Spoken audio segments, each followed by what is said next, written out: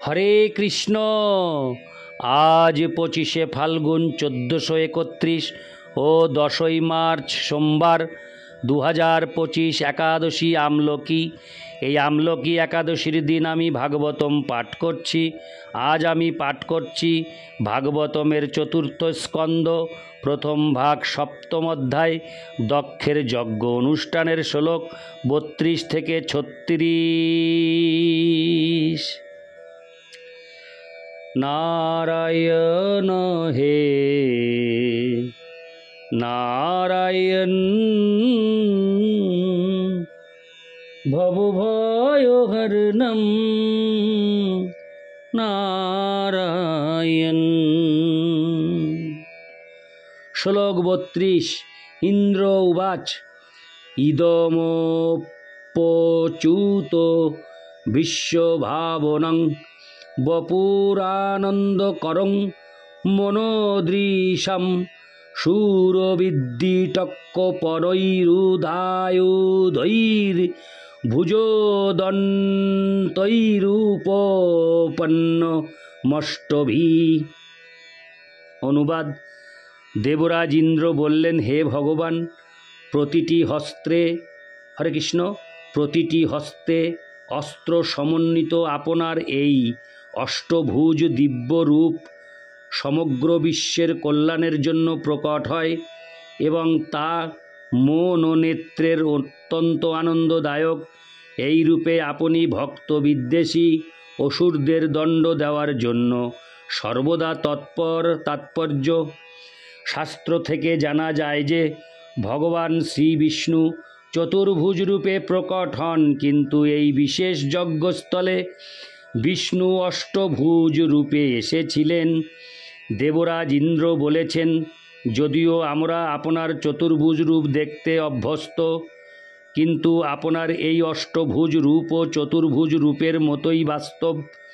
যেমন ব্রহ্মা বলেছেন, ভগবানের চিন্ময় রূপ উপলব্ধি করা ইন্দ্রিয় শক্তির অতীত।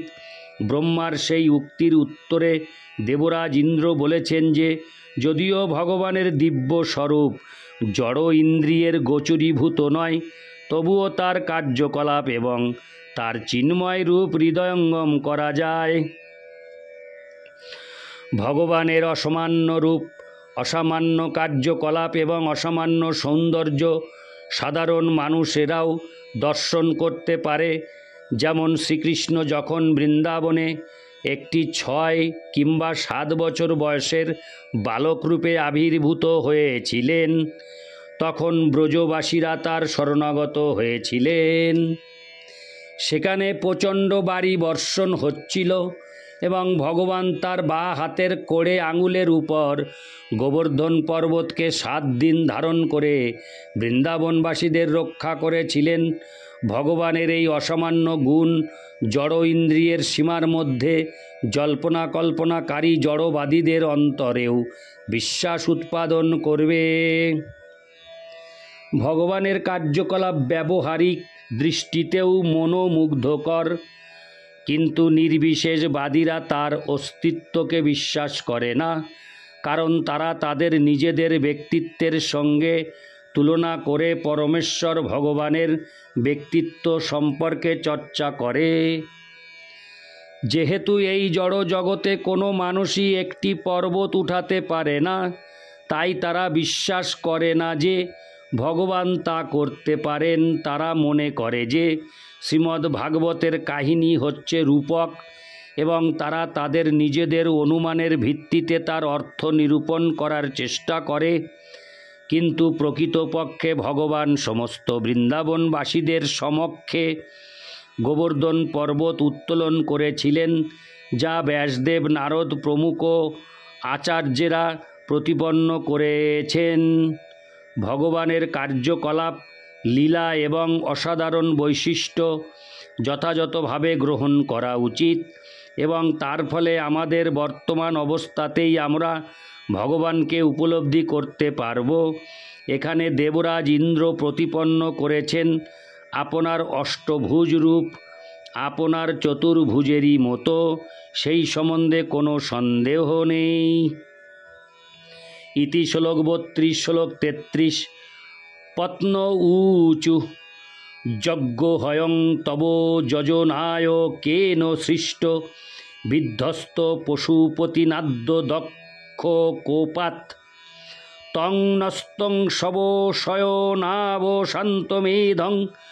যজ্ঞাত্তন্নলীন রুচা দৃশা পুনিহি। অনুবাদ: ঋত্বিক পত্নীগণ বললেন, হে ভগবান, ব্রহ্মার নির্দেশে এই যজ্ঞের আয়োজন করা হয়েছিল, কিন্তু দুর্ভাগ্যবশত দক্ষের প্রতি ক্ষুব্ধ হয়ে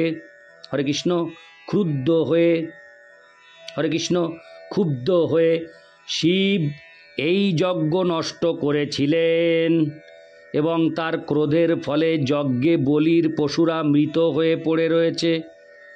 তাই যজ্ঞের সমস্ত প্রস্তুতি নষ্ট হয়েছে।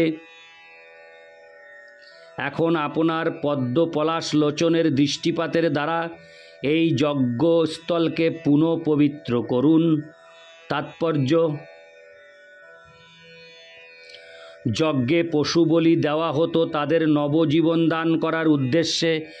সেখানে পশুদের আনার উদ্দেশ্যই ছিল, তাই যজ্ঞে পশু উৎসর্গ করে তাদের নবজীবন প্রদানের মন্ত্রোচ্চারণের শক্তি প্রমাণিত হতো।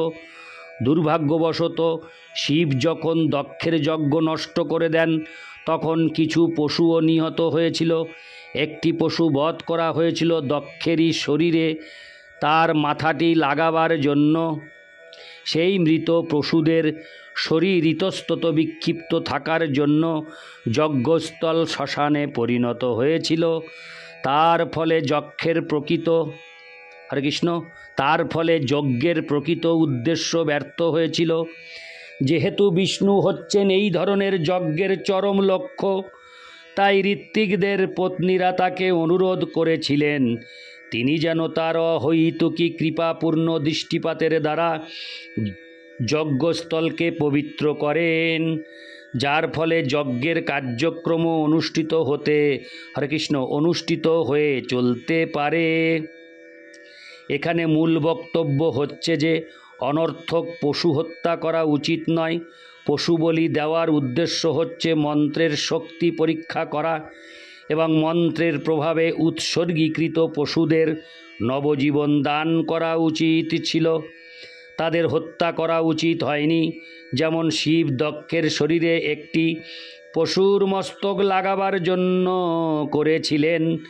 যজ্ঞে পশু বলির মাধ্যমে পশুকে নবীন জীবন দান দর্শন করা আনন্দদায়ক দৃশ্য, কিন্তু সেই আনন্দদায়ক পরিবেশ নষ্ট হয়ে গিয়েছিল।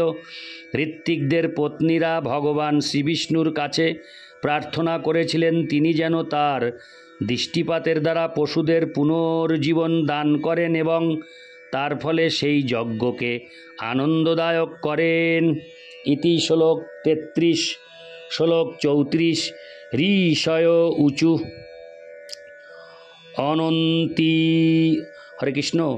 অনন্যিতং তে ভগবান বিচেষ্টিতং যদাত্মনা চরসি হি কর্ম নাজ্যসে বিভূতয়ে যত উপসেদুরীশ্বরিং ন মন্যতে স্বয়মনুবর্ততি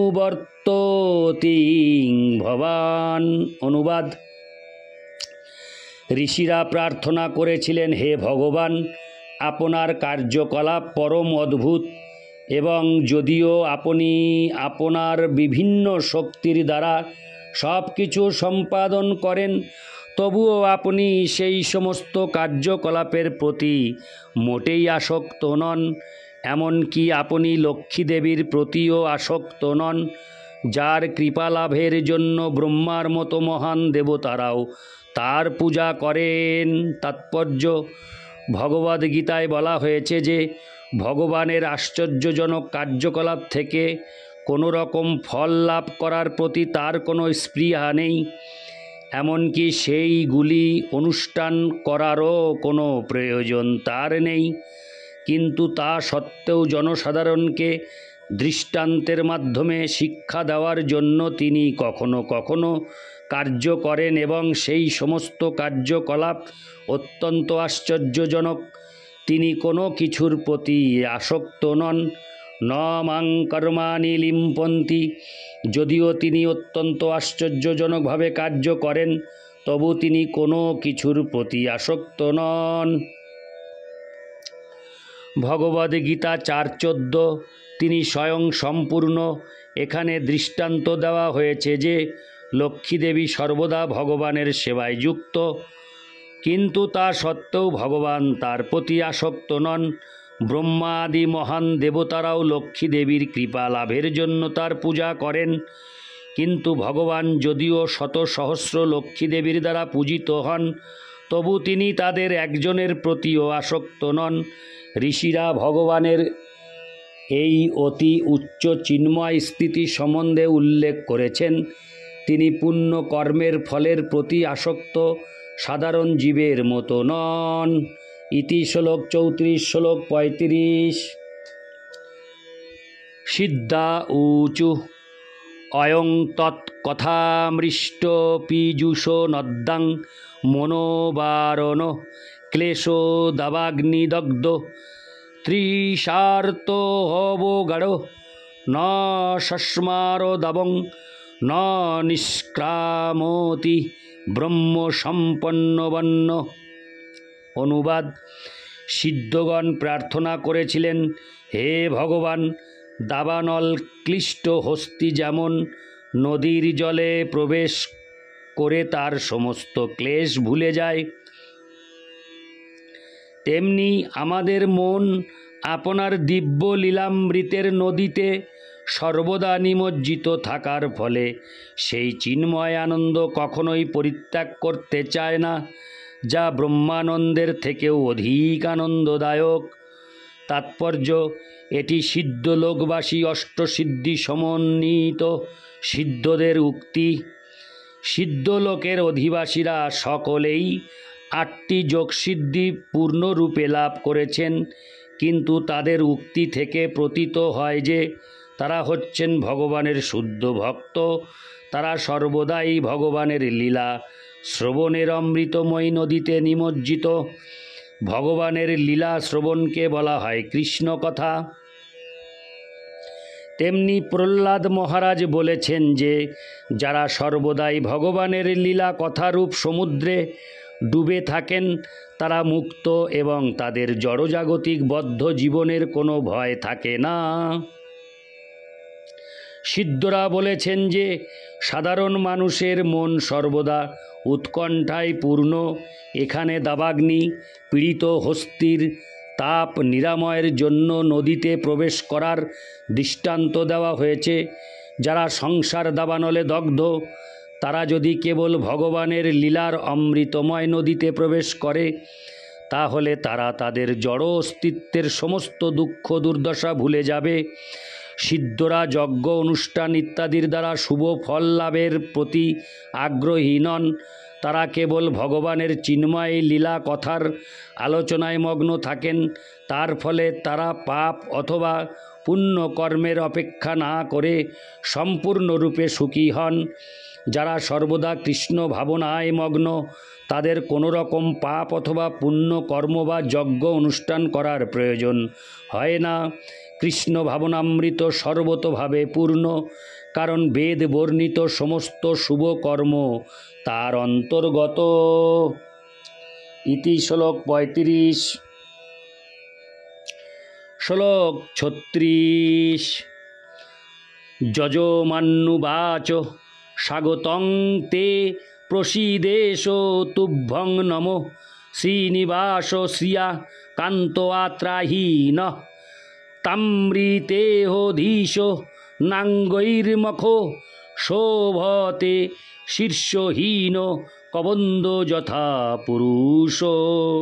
অনুবাদ: দক্ষ পত্নী প্রার্থনা করেছিলেন, হে ভগবান, আপনি যে যজ্ঞস্থলে আবির্ভূত হয়েছেন তা অত্যন্ত সৌভাগ্যজনক। আমি আপনাকে আমার সশ্রদ্ধ প্রণতি নিবেদন করি এবং আমি আপনার কাছে অনুরোধ করি যেন আপনি এই উপলক্ষে প্রসন্ন হন। আপনি ব্যতীত এই যজ্ঞস্থল ঠিক একটি মস্তকহীন কবন্দের মতো শ্রীহীন। তাৎপর্য, বিষ্ণুর আর এক নাম যজ্ঞেশ্বর। ভগবদ্গীতায় বলা হয়েছে যে শ্রী বিষ্ণুর সন্তুষ্টি বিধানের জন্য বিষ্ণু যজ্ঞ রূপে সমস্ত কর্ম করা উচিত। তাকে প্রসন্ন না করে আমরা যা কিছু করি তা সবই আমাদের জড়জগতের বন্ধনের কারণ। সেই কথা এখানে দক্ষ পত্নীর দ্বারা প্রতিপন্ন হয়েছে। আপনার উপস্থিতি বিনা এই যজ্ঞের বিশাল আয়োজন সম্পূর্ণ অর্থহীন। ঠিক যেমন দেহ যত সুন্দরভাবেই সজ্জিত হোক না কেন, মস্তক বিনা তা অর্থহীন। এই উপমা সামাজিক শরীরের ক্ষেত্রেও প্রযোজ্য। জড় সভ্যতা তার প্রগতির গর্বে অত্যন্ত গর্বিত, কিন্তু প্রকৃতপক্ষে তা মস্তকহীন শরীরের মতো অর্থহীন। কৃষ্ণ ভক্তি বিনা পরমেশ্বর ভগবান শ্রী বিষ্ণুকে বাদ দিয়ে যে সভ্যতা, তা যতই উন্নত বলে মনে হোক না কেন, তা সম্পূর্ণ মূল্যহীন। হরি ভক্তি সুধোদয়ে 3:11 উল্লেখ করা হয়েছে, ভগবদ ভক্তিহীনস্য জাতি শাস্ত্র জপস্তপ অপ্রাণস্যৈব দেহস্য মণ্ডনং লোকরঞ্জনম। অর্থাৎ, যখন কোনো আত্মীয় বা বন্ধুর মৃত্যু হয়, বিশেষ করে নিম্ন শ্রেণীর লোকেদের মধ্যে, তখন মৃতদেহটিকে খুব সুন্দর করে সাজানো হয়। সুন্দরভাবে বস্ত্র ও অলঙ্কারে সজ্জিত সেই মৃতদেহটিকে শোভাযাত্রা করে নিয়ে যাওয়া হয়। এইভাবে মৃতদেহটিকে সাজাবার কোনো অর্থ হয় না, কারণ সেই দেহটি থেকে প্রাণ ইতিমধ্যেই নির্গত হয়ে গেছে। তেমনি কৃষ্ণ ভক্তি ব্যতীত আভিজাত্য, সামাজিক প্রতিষ্ঠা অথবা জাগতিক সভ্যতার উন্নতি কেবল মৃতদেহকে সাজাবার মতো। দক্ষের পত্নীর নাম ছিল প্রসূতি এবং তিনি ছিলেন স্বয়ম্ভু মনুর কন্যা। তার ভগিনী দেবহূতির সঙ্গে কর্দম মুনির বিবাহ হয়েছিল এবং ভগবান কপিল দেব তার পুত্ররূপে আবির্ভূত হয়েছিলেন। সেই সূত্রে প্রসূতি হচ্ছেন ভগবান বিষ্ণুর মাসি। তিনি স্নেহের বশে ভগবান বিষ্ণুর কাছে এই অনুগ্রহ প্রার্থনা করেছিলেন। যেহেতু তিনি ছিলেন তার মাসি, তাই তিনি তার কাছে একটি বিশেষ অনুগ্রহ ভিক্ষা করেছিলেন। এই শ্লোকে আরও একটি উল্লেখযোগ্য বিষয় হচ্ছে যে লক্ষ্মী দেবী সহ ভগবানকে প্রশংসা করা হয়েছে। যেখানে ভগবান বিষ্ণুর পূজা হয়, সেখানে স্বাভাবিকভাবে লক্ষ্মী দেবীর কৃপা থাকে। ভগবান শ্রী বিষ্ণুকে অমৃত বলে সম্বোধন করা হয়েছে। দেবতারা, এমনকি ব্রহ্মা এবং শিব সৃষ্টির পরে উৎপন্ন হয়েছে, কিন্তু শ্রী বিষ্ণু সৃষ্টির পূর্বে বিরাজমান ছিলেন, তাই তাকে অমৃত বলে সম্বোধন করা হয়েছে। শ্রী বিষ্ণু তার অন্তরঙ্গা শক্তি সহ বৈষ্ণবদের দ্বারা পূজিত হন। দক্ষ পত্নী প্রসূতি ভগবানের কাছে প্রার্থনা করেছিলেন তিনি যেন পুরোহিতদের কতকগুলি জড়জাগতিক ফললাভের জন্য যজ্ঞ অনুষ্ঠানকারী সকাম কর্মী থেকে বৈষ্ণবে পরিণত করেন। ইতি শ্লোক 36। নারায়ণ হে নারায়ণ ভবভয়হরণম নারায়ণ। হরে কৃষ্ণ।